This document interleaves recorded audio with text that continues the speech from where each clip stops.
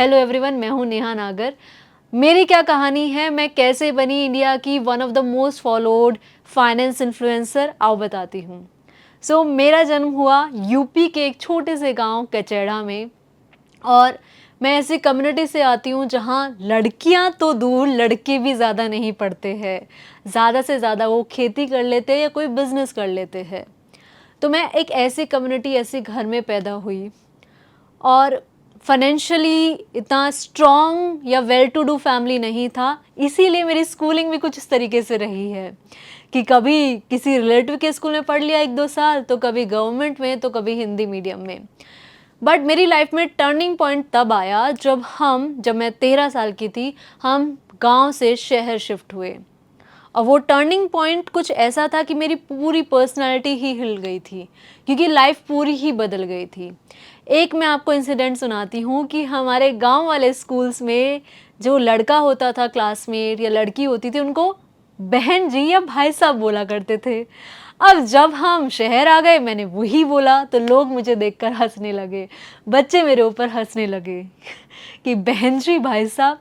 ऐसे छोटे छोटे इंसिडेंट्स बहुत हुए, जिसकी वजह से मेरा कॉन्फिडेंस काफ़ी श्रिंक होने लगा। मैं बोलने से पहले बहुत सोचने लगी। लेकिन क्योंकि हम गांव से शहर आए थे, तो पेरेंट्स के ऊपर और मेरे ऊपर प्रेशर बहुत था। हम जब भी गांव वापस जाते थे तो लोग बोलते थे कि तुम्हारी 2 बेटियां हैं, ज़रा संभल के, भाग ना जाए, इनको कम पढ़ाना वरना हाथ से निकल जाएंगी। ऐसे सुनने को मुझे हर बार मिलता था जब भी हम गांव जाते थे।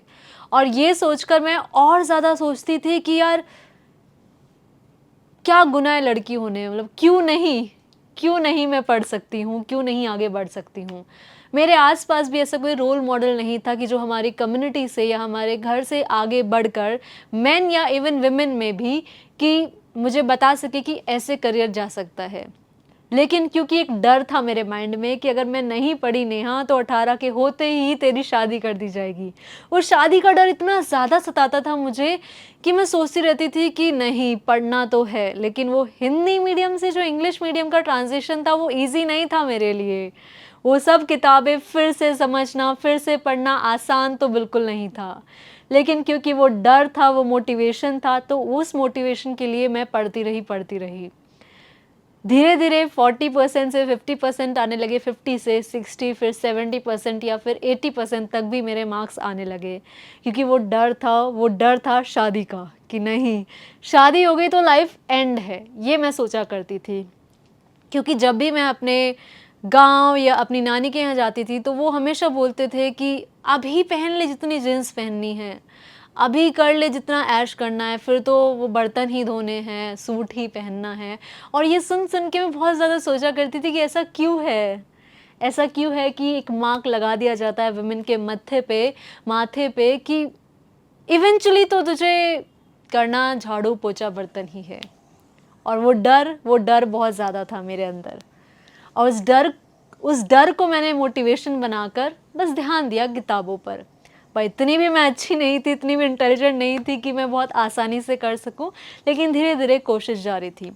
फिर कैसे ना कैसे करके 12th तक मैंने 70 to 80% का मार्क क्रॉस किया। बहुत खुश, पेरेंट्स भी बहुत खुश, मैं भी बहुत खुश कि इतना आगे तो आए, कुछ तो किया।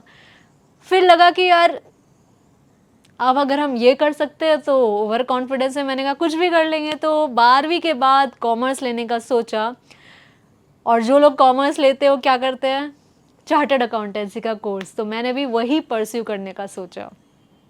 अब कॉन्फिडेंस तो था, एक लेवल निकला, कुछ एग्ज़ाम्स निकले, बट उसके बाद फिर से वही फेलियर। बार बार एग्ज़ाम दिए, फिर फेल। फिर लगा कि नेहा शायद इतना बड़ा स्टेप एक साथ तो नहीं ले पाऊंगी, चलो बेबी स्टेप्स लेते हैं, छोटे छोटे कदम लेते हैं। तो शायद जो मैं चाहती हूँ, फ्रीडम अपने लिए, choice of having to do anything I want to do, वो चॉइस चाहिए थी कि जो मर्जी वो पहनूँ, जहाँ जाना चाहूँ वहाँ जाऊँ, वो फ्रीडम चाहिए थी। तो उसके लिए कुछ और करना था। मैं बहुत बेचैन हो गई थी जब मैं फेलियर वाले फेज़ में थी, क्योंकि पेरेंट्स भी होप जो थी, उनकी पेरेंट्स की जो होप थी वो छूट रही थी, अपनी खुद से भी होप छूट रही थी। पहले जो बोला करते थे कि अगर ये अच्छा पढ़ गई तो पूरी फैमिली संवर जाएगी, वही लोग अब मेरे बारे में बात ही नहीं करते हैं, इग्नोर कर देते हैं। जो पहले लोग प्राउड नज़रों से देखा करते थे कि हाँ, अगर मदर फादर हमारे गांव से शहर आए हैं तो ये एक अच्छी चीज़ हो रही है कि बच्चे पढ़ लिख रहे हैं। बट फिर अटकने के बाद सब कुछ बहुत ही ब्लैंक लगने लगा था। तो फिर मैंने सोचा कि नेहा, बड़ा कुछ नहीं तो छोटा छोटा कुछ कर लेते हैं। अब क्योंकि फेलियर इतना हो गया था तो पेरेंट्स से किसी और चीज़ के पैसे मांगना कि कोई और कोर्स करना है कुछ और, तो वो भी इजी नहीं था। फाइनेंशियली इतने वेल टू डू भी नहीं थे। बट फिर सोचा कि क्यों ना मैं 1 साल जॉब कर लूँ, फिर देखा जाए कुछ और करने का। अब जो लोग सीए नहीं करते वो लोग क्या करते हैं, एमबीए इन फाइनेंस, तो वो मैंने करने का सोचा। बट जब एग्ज़ाम्स दिए मैट के, तो फिर पता लगा कि कॉलेजेस की फ़ीस बहुत ज़्यादा होती है, इसीलिए सोचा कि बीपीओ में जॉब करती हूँ। तो मैंने 1-1.5 साल बीपीओ में जॉब किया।